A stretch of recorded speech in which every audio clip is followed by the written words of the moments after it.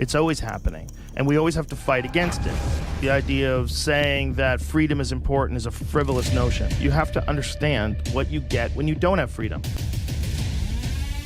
Once people have control of you, they do bad things. Just a psychological state of people that have absolute control over you, and then they want to tell you what to do. You know, there's some people that are bad parents. They're like, just shut up and go to your rooms. They don't want to deal with it anymore. That's some parents, right? It's also some governments. And they treat people as if they have to listen, and they know better than you, and you're just going to have to get used to doing this, because this is how we do things. Like, hey, no, you're just a person. You shouldn't be telling all these other people who disagree how they have to live their life. How can you do that? The only way. You have to have ultimate power.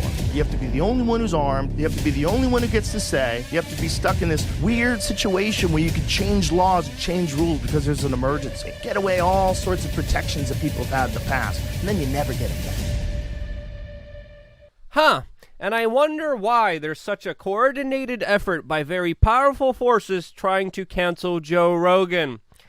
Wonder why.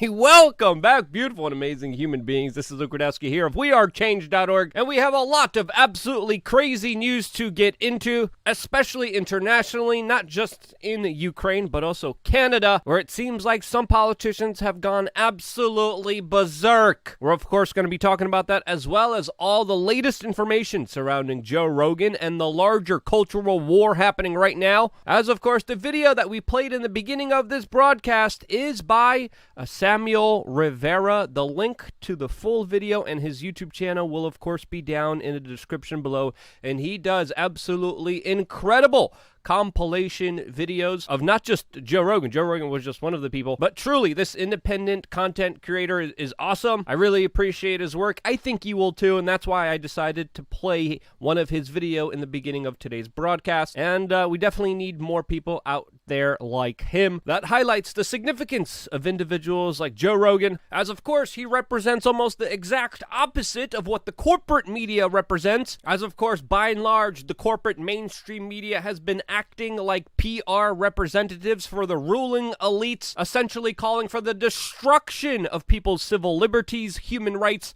all in the name of giving power to government despots that don't follow their own punishing rules and decrees that they put on small children, just like the governor of California, Gavin Newsom, that has implemented a decree that's being enforced by police officers in his state, forcing young children to wear masks, all for their alleged safety, as of course he's pictured at major sporting gatherings not wearing a face mask himself. The corporate media, like the Times of London, has literally been calling for, quote, Big Brother state surveillance, including a social credit score ID card system, which is an absolutely ridiculous idea that many times has been countered by either Joe Rogan or some of the guests that appear on his podcast that has been gaining absolutely incredible popularity, with tens of millions of people tuning into almost every single broadcast. This, as of course Joe Rogan's popularity and trust amongst the American people has been growing, because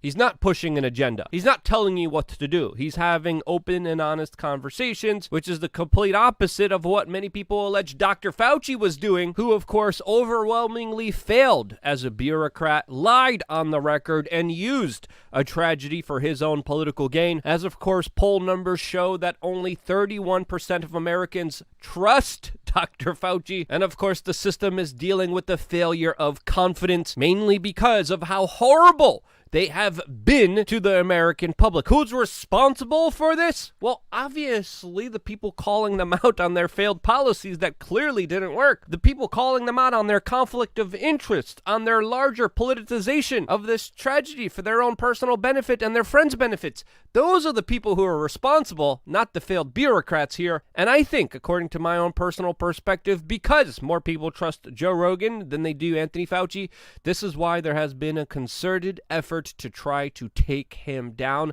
as perfectly expressed by Glenn Greenwald's latest Substack that is entitled, quote, The Pressure Campaign on Spotify to Remove Joe Rogan Reveals the Religion of Liberals, quote, censorship, saying specifically silencing their adversaries has become their primary project, and they have utilized many tools in order to try to, of course, smear, attack, and bring down Joe Rogan, including just outright lying about him like CBS Morning was doing just a few hours ago, as they were implying that he's somehow responsible for killing people and that his platform is somehow dangerous. Yeah, critical thinking, evaluating evidence, hearing two sides of the story is not dangerous. Historically, censoring and removing speech is, especially with governments that become too big for their own good and they rule by decrees. And this full-on assault against Joe Rogan is not only done in the corporate media, it's also done by alleged blue blood inbred royalty, as we're hearing reports that Prince Harry and Meghan Markle are, quote, putting pressure on Spotify to drop Joe Rogan as they, quote, express their concerns for misinformation. Yeah, I'm sorry, I'm not going to be trusting British royalty and out-of-touch millionaires who have huge conflict of interests, whose families are tied to some of the most horrible, sinister human beings on the face of this earth, whether they be Eurus Deming, Jimmy Savile, Edward Heath, or Mr. Epstein. I'm sorry, but unless you address those skeletons in your closet, your opinion to me is kind of worthless. And we also have to understand that this larger pressure campaign from many extremely old rock stars is also very questionable. This, of course, started with Neil Young, whose music is partly owned with people who, of course, have an invested interest and, of course, are profiting from the greater lie told to the general public that Joe Rogan has been exposing. As, of course, Neil Young has sold publishing rights to his music to companies connected to Blackstone, individuals who had previous connections with Pfizer, and obviously you could see an invested interest here. Neil Young, whether he's making these decisions for himself or not, has also announced that he's moving to Amazon, billionaire Jeff Bezos' company, and I think it's fair to ask here, how much of a coordinated corporate effort is this? As, of course, clearly this is a coordinated attack on Spotify that has decided to respond and say officially that they will not be censoring any information, but they do have rules now implementing a new rule to, quote, add a content advisory to podcasts that discuss the global sickness. Now, was it Prince Harry and Meghan Markle that spurred them to respond? Was this a response because of all of the pressure or just theirs? Who knows? But I think it's fair to say here that this is absolutely going to do nothing except for try to placate some of the haters here by promoting a CDC website. Now, Joe Rogan himself finally decided to speak out about this entire controversy. He released an over 9-minute video on his Instagram page explaining that the doctors he talked to in interview do have credible credentials, that what they say have merit, and that their voice deserves to be heard. He explained how their opinions are valuable, but they're counter to, of course, the corporate media narrative, which Joe Rogan also explained keeps changing, specifically talking about how many things that were considered misinformation a few days ago are now considered fact. And then he goes up and brings up multiple examples, and as we know, there's a lot of them. Now, there's some mixed responses to this Instagram video by Joe Rogan. Some people are saying that you can see through the video that Joe Rogan is under tremendous amounts of pressure and stress, and that him agreeing with this new Spotify content advisory label is something that, of course, is unwarranted. And there's an aspect of this that I agree with here. Joe Rogan, in my opinion, did nothing wrong. And, of course, there's other people responding to this video saying that this was a perfect response and was a major gut to, of course, the corporate mainstream media. And it's important to note here that this video is being very well received, especially on Instagram, by many celebrities, including even Dwayne "The Rock" Johnson, along with many other celebrities that are openly and clearly supporting Joe Rogan with this particular statement. And overwhelmingly, there is a lot of support here for Joe Rogan. The video has garnered nearly 5 million views within just 15 hours of being published. And let's be honest here, millions of people are hearing how the corporate media has got it wrong routinely, and how having an open, real, honest discussion about this issues is absolutely important, because if no one questioned the corporate media when they were wrong the first time, Why should we stop questioning now? And I think the market is also responding favorably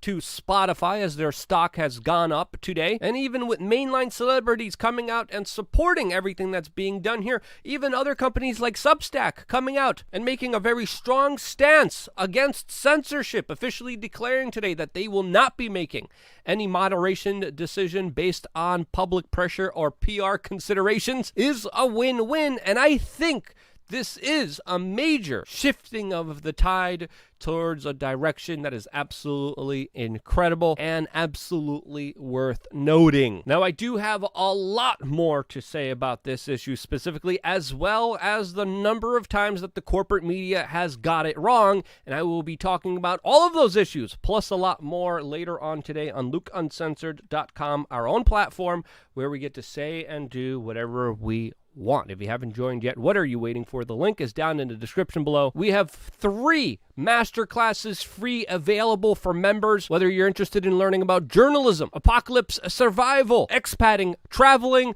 We have those masterclasses available for you, all for members, as well as new content almost every single day, specifically with all the spicy things that we cannot talk about here on this platform, including this latest Reuters article that proves yet again another major lie by the corporate media establishment that is being corrected even by mainline institutions like Reuters. What's that fact? We can't even mention it here, but there's a major bombshell in the official narrative that is absolutely obliterating it. I think times are changing. They're going towards a good direction, and holy crap, it's an exciting time to be alive, especially with all the news coming out of Canada. I'm just going to have to continue on talking about some other news stories because it's impossible not to mention about the latest nonsense being regurgitated by the Prime Minister of Canada, Justin Trudeau, that is now falsely claiming that the trucker protest in Ottawa allegedly stole food from the homeless. He's accusing them of quote, hateful rhetoric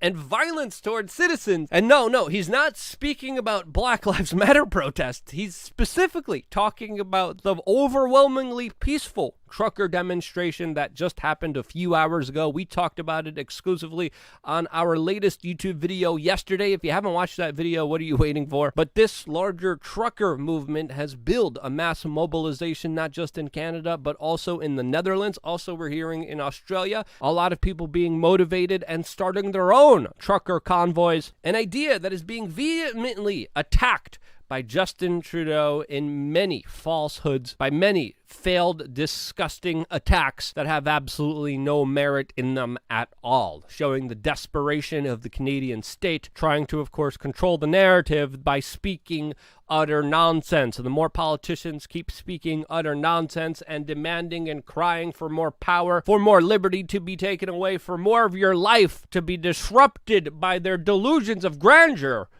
the more, of course, they lose the general public. And this is why they try to censor individuals like Joe Rogan who speak out against them. We need more voices, more than ever. Don't ever be afraid to speak the truth inside of yourself. Don't ever be afraid to be yourself, because when you do, evil always wins and triumphs when good people are silenced. That's my perspective. If you think I'm wrong in any way, shape, or form, let me know why in the comment section below. I always appreciate constructive criticism. I always appreciate people's attempts to hold us accountable, because we do our best to be. If we weren't, we wouldn't be here. We wouldn't have your trust. We wouldn't have your participation in this larger independent media experiment that we're all participating in. And because you guys are here, I wouldn't be here if it wasn't for you. And this is why I love you guys. Stay tuned for more here on WeAreChange.org. One more video coming your way, LukeUncensored.com.